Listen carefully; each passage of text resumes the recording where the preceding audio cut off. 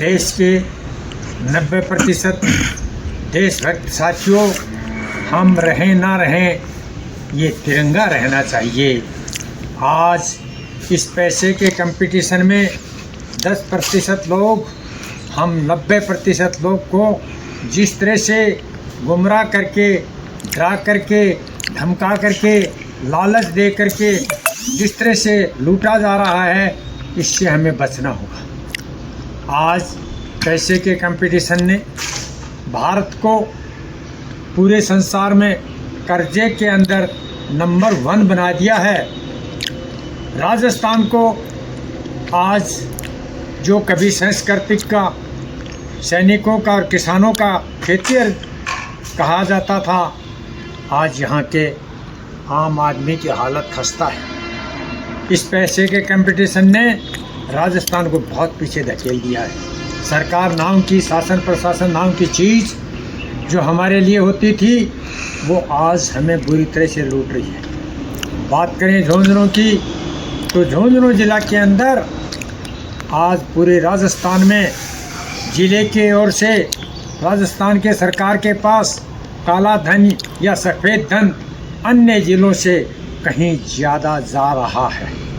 आज यहाँ पे कुछ दलाल, कुछ अधिकारी, कुछ नेता जिस तरह से हम लोगों को टैक्स के रूप में या सफ़ेद मनी के रूप में भूमि के मामले में जिस तरह से लूट रहे हैं, डरा रहे हैं, ये ज़िले के लिए बड़ी दुख की बात है। बात हम उस मंडावा की करें जहाँ के लोग सदैव संघर्षशील रहे थे, अग्रणी रहे थे।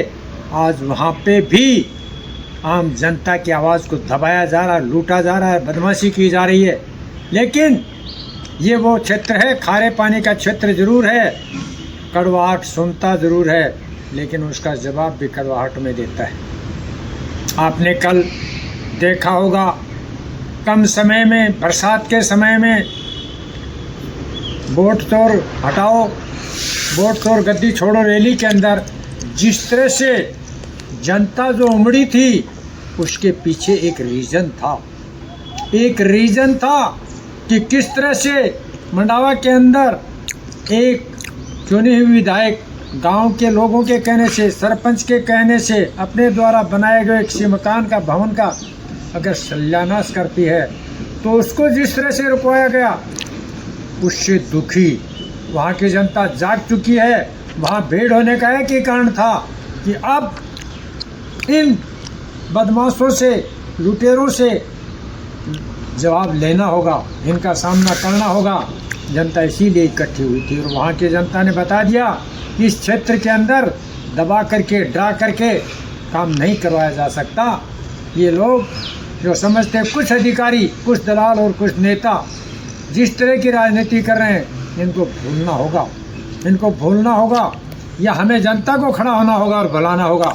हमें छोड़ना होगा जाति, पार्टी और धर्म को।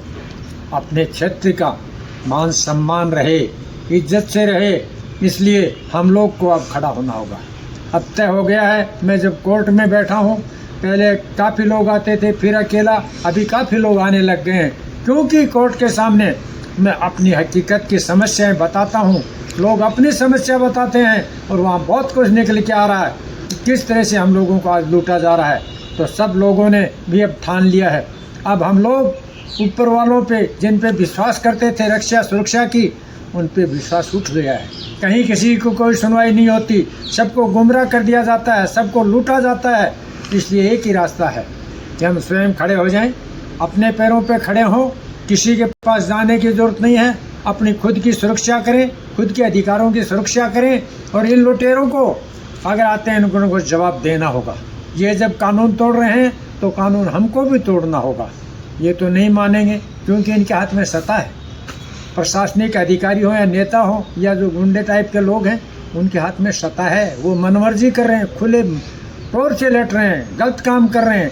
जो अतिक्रमण करता है उनके साथ हैं, जो ईमानदारी से चलता है उनके खिलाफ खड़े हैं। लोग गलत काम कर रहे हैं। इसलिए एक ही रास्ता बचा साथियों, गांधीवादी तरीके से हम इनसे लड़ेंगे नहीं। ये जो कर रहे हैं ऐसा हम करेंगे नहीं। इसलिए हम सब इकट्ठे हो जाएं, अपने पड़ोसी के, अपने गांव को, अपनी समस्या अपने गांव में, अपने घर में हल करें। कहीं आने की ज़रूरत नहीं, कहीं जाने की ज़रूरत नहीं। जितनी संस्थाएं, संगठन और पार्टियां हमारे वेलफेयर के लिए थी, हमारी देखभाल के लिए थी, आज वो हमें लूट रही हैं, डरा रही हैं, धमका रही हैं। लेकिन ये क्षेत्र, ये झुंझुनू राहुल गांधी की उस बात का पूर्णतः समर्थन करते हैं, डरो मत। हम यहाँ के लोग डरने वाले नहीं हैं, हम नहीं डरेंगे और ना ही डराएंगे। उनको सिर्फ बड़े प्यार से समझाएंगे कि अब हमें लूटना बंद करो। हम कब तक लूटेंगे? आज हमारी हालत ख़राब हो रही है, हमारे बच्चों को रोज़गार नहीं है, महंगाई आसमान छू रही है, शिक्षा में भ्रष्टाचार, स्वास्थ्य में भ्रष्टाचार, यातायात में भ्रष्टाचार, हर ऑफिस में भ्रष्टाचार, यहाँ तक कि आज हमारा देश कर्ज में डूब चुका है। आने वाले हालात बहुत बुरे होंगे, सिर्फ दिखावा रह गया। लोग कहते हैं क्या होगा, वैसा इतना जल्दी नहीं होगा। जैसे कि लंका में, बंगाल में, नेपाल में जैसा जो कुछ हो रहा है वैसा तो यहाँ नहीं होगा, कुछ लोग कहते हैं। लेकिन यहाँ की जनता अब खड़ी हो गई है और खड़ा होना होगा। साथियों, हाथ जोड़ना बंद करो, हाथ से मेहनत करो, कमाओ और खाओ।